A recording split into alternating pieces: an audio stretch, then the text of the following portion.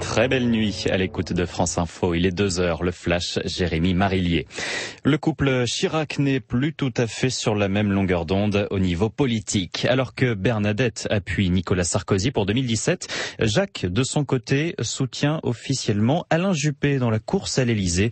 L'ancien chef de l'État confie sa préférence dans le Figaro de ce jeudi. J'ai toujours su, dit-il, qu'Alain Juppé serait au rendez-vous de son destin et de celui de la France.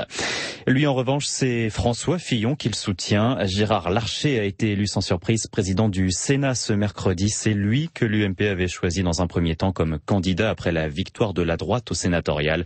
Un retour pour Gérard Larcher puisqu'il avait déjà occupé cette fonction. C'était entre 2008 et 2011. L'affaire Big Malion prend une autre ampleur. Après 48 heures de garde à vue, 3 des anciens dirigeants de cette société de communication ont été mis en examen ce mercredi. Franck Attal, le patron pour faux et usage de faux, Bastien Millot et Guy Alves, les 2 fondateurs, pour complicité de faux et complicité d'usage de faux. 3 mises en examen dans l'affaire des comptes de campagne de Nicolas Sarkozy, un système de fausses factures qui aurait profité à l'UMP. Le prochain budget de l'État au régime sec, 21 milliards d'euros d'économies en 2015. Des efforts seront demandés aux collectivités locales et aussi à la sécurité sociale. Le gouvernement se base sur une prévision de croissance d'1% l'année prochaine, une prévision jugée optimiste par le Haut Conseil des finances publiques. Alors parmi les mesures adoptées par le gouvernement dans ce budget 2015, il y a la suppression de la première tranche de l'impôt sur le revenu. 9 millions de contribuables vont en bénéficier.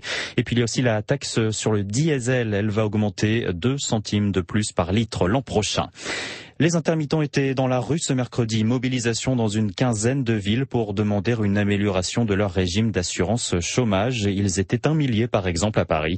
Une nouvelle réunion de concertation va se tenir ce jeudi matin sur la refonte de leur régime spécifique.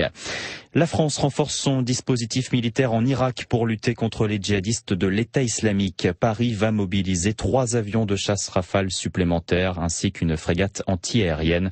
La décision a été prise ce mercredi matin lors d'un conseil de défense. Face à face toujours aussi tendu à Hong Kong entre les manifestants pro-démocratie et les forces de sécurité. Plusieurs milliers de personnes sont rassemblées en ce moment devant les bureaux du chef de l'exécutif. C'est l'homme politique le plus puissant d'Hong Kong. Depuis plusieurs jours, les manifestants réclament plus de liberté politique à la Chine. Le sport, l'AS Monaco revient de Russie avec le point du match nul 0-0 face au Zénith Saint-Pétersbourg. C'était la 2e journée de la Ligue des champions de football. Au classement, Monaco est 2e de son groupe. Et puis les basketteuses françaises sont qualifiées pour les quarts de finale des championnats du monde. Elles ont battu le Brésil en match de barrage. Le score 61-48. Les Bleus affronteront vendredi les États-Unis en quart de finale. La météo, un beau jeudi d'automne en perspective. Quelques brumes le matin au nord de la Loire. Dans l'après-midi, soleil pour tout le monde, sauf pour la Bretagne et le long des côtes de la Manche. La température toujours aussi agréable, de 16 à 24 degrés le matin, de 18 à 23 dans l'après-midi sur la moitié nord, entre 22 et 25 pour le sud. 2h03 sur France Info. Prochain point sur l'actualité à 2h30. Minuit 4h, c'est la nuit sur France Info. L'interview écho, Jean et Marie.